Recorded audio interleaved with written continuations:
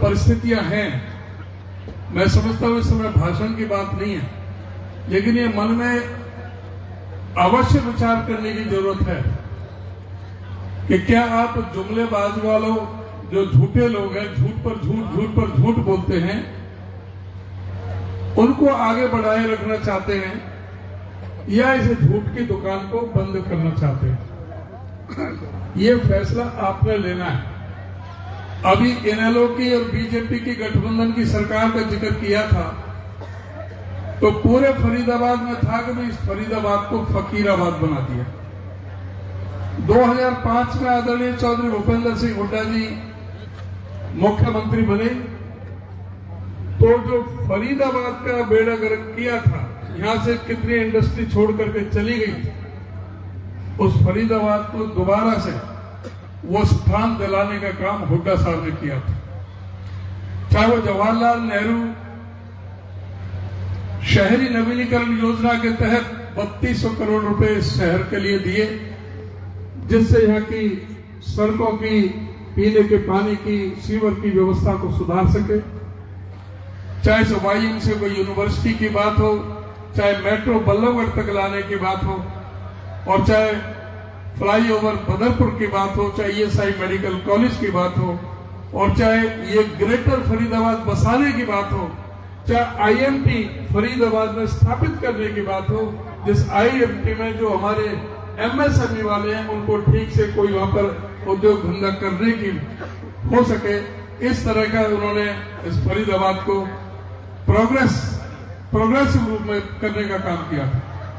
अभी आप ये देखें कि नरेंद्र मोदी जी ने 14 में प्रधानमंत्री बनते ही कहा था कि मैं 100 स्मार्ट सिटी बनाऊंगा, और उस पहली लिस्ट में फरीदाबाद का नंबर था। अब अपनी आत्मा से, दिल से पूछना, क्या फरीदाबाद स्मार्ट सिटी बन गया है, या आज पूरे हरियाणा में सबसे गंदा शहर अगर कोई है तो फरीदाबाद, जिसमें कहीं भी कोई सड़क ठीक नहीं, जगह जगह कूड़े के पूरी तरह से जगह जगह डेली अखबारों में चित्र आते हैं, पूरा जो फरीदाबाद का पूरा नरक बना करके रख दिया। इस फरीदाबाद में ही नगर निगम में 200 करोड़ रुपए का घोटाला हुआ, जिसको सीएजी ने पकड़ा। इन घोटालेबाजों को आप आगे लेना चाहते हैं? जो एमएलए और जो मंत्री जो यहाँ पे एमपी हैं, किस तरह की लूट मचा रखी है मुझे बताने की जरूरत नहीं, पहले साथियों ने बता दिया।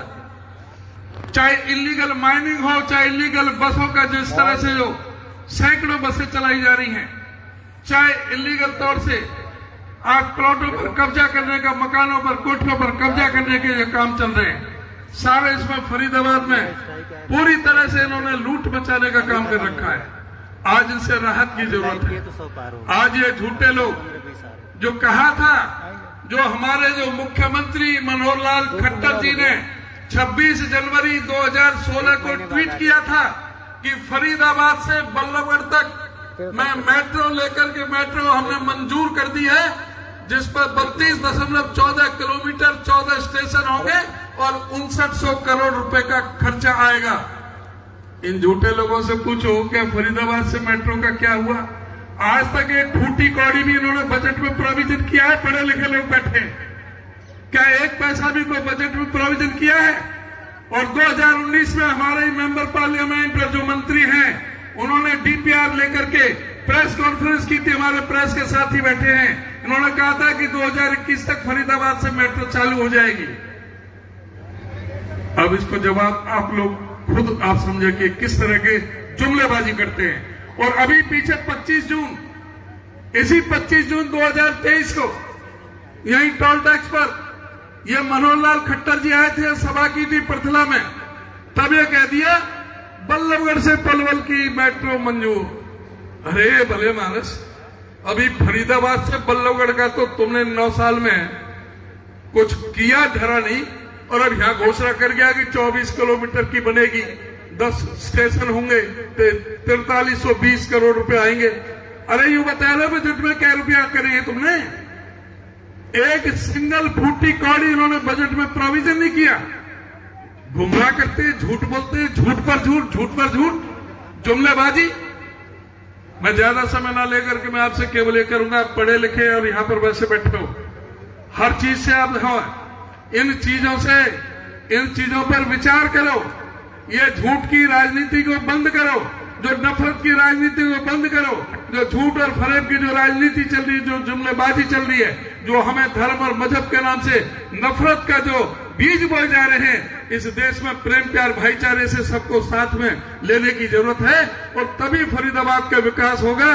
जब कांग्रेस की सरकार आएगी तो आप देखना कि फरीदाबाद का किस तरह से चहुमुखी विकास होता है।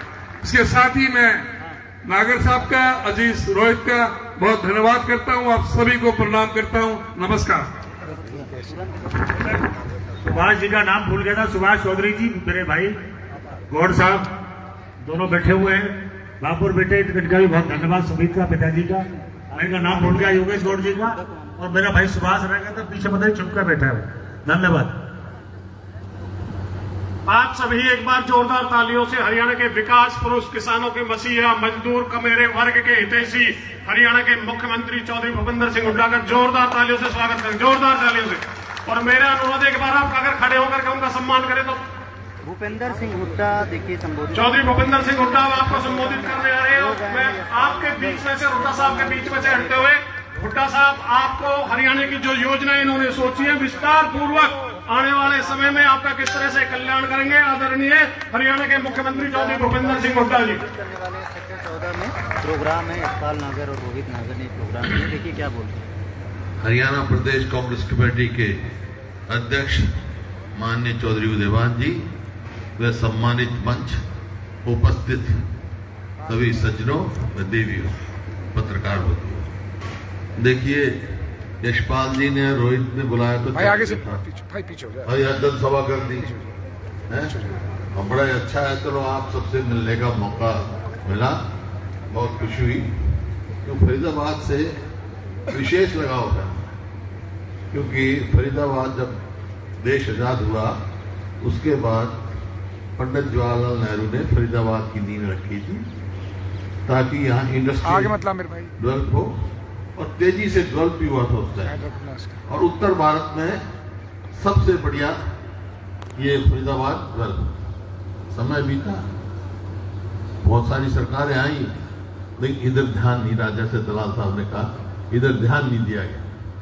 तो मेरे को मौका मिला, और ये जैसे कह रहे थे उदयवान जी कि फरीदाबाद ना होकर कीराबाद हो गया, तो मेरे को मौका मिला, मैंने प्रयास किया कि फरीदाबाद को वही वैसा ही शहर बने जो हमारे पूर्वजों ने देखा, पंडित नेहरू जी ने सोचा, और जो जिन लोगों ने यहाँ योगदान दिया फरीदाबाद बनाने में। और कोई भी किसी भी प्रदेश की आप देखो, हरियाणा 2014 में प्रति व्यक्ति आय में, प्रति व्यक्ति निवेश में, नौकरी देने में, कानून व्यवस्था में, खेल खिलाड़ियों में पूरे देश में नंबर 1 था।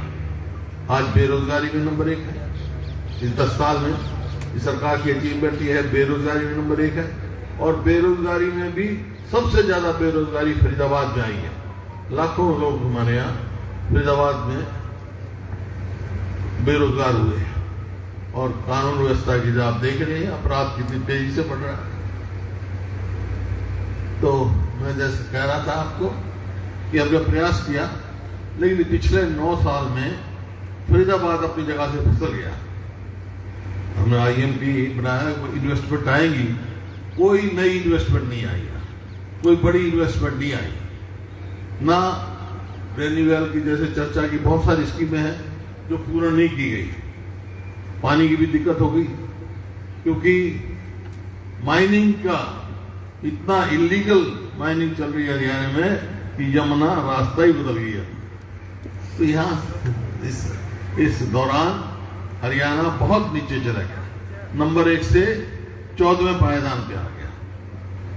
और कोई भी तरक्की हो तो भाई कानून व्यवस्था तो चाहिए ना। ऐसी स्थिति जैसी आज है 2005 में भी थी, मतलब खौफ से रहते थे, बदमाश कोई कत्ल, लूट खसोट ऐसा बहुत था।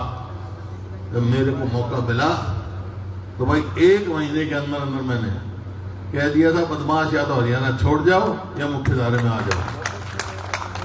आज फिर कह के जा रहा हूं, अगर कांग्रेस की सरकार आई तो इन बदमाशों को नहीं छोड़ेंगे भाई। शांति से जब तो प्रगति होगी। आज आप देखो रोज फिरौतियां मांगी जा रही है।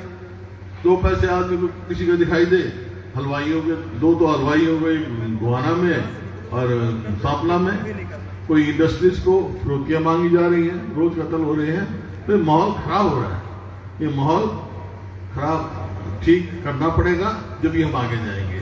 भाई मेरी तो आप सबको बहुत बहुत शुभकामनाएं हैं और हम और आप मिलके फरीदाबाद को उसी तरह लेके जाएंगे, उत्तर भारत में सबसे बढ़िया शहर बनाएंगे।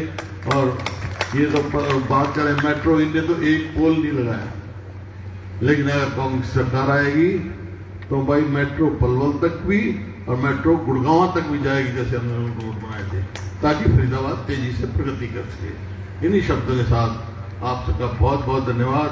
और हमारे रोहित जी और यशपाल जी ने जो है चाय पे बुलाया, आप सबसे मुलाकात करवाई, इनका भी खास धन्यवाद। तो देख सकते हैं पूर्व मुख्यमंत्री भूपेंद्र हुड्डा हैं फ्लावर के तौर पर बहुत कुछ इन्होंने बयान किया, बहुत कुछ इन्होंने रोहित नागर का, यशपाल नागर का भी धन्यवाद किया। एक अच्छी खासी भीड़ यहाँ मौके पर सबके नाश्ते पानी का इंतजाम किया गया है। आपके सीधे हाथ में मेरी रिक्वेस्ट है, सारे भाई नाश्ता करके जाए, कोई भी ऐसे ना जाए, हाथ जोड़ के व्यक्ति है सारे भाइयों से। बहुत धन्यवाद, बहुत बहुत शुक्रिया, बहुत बहुत धन्यवाद।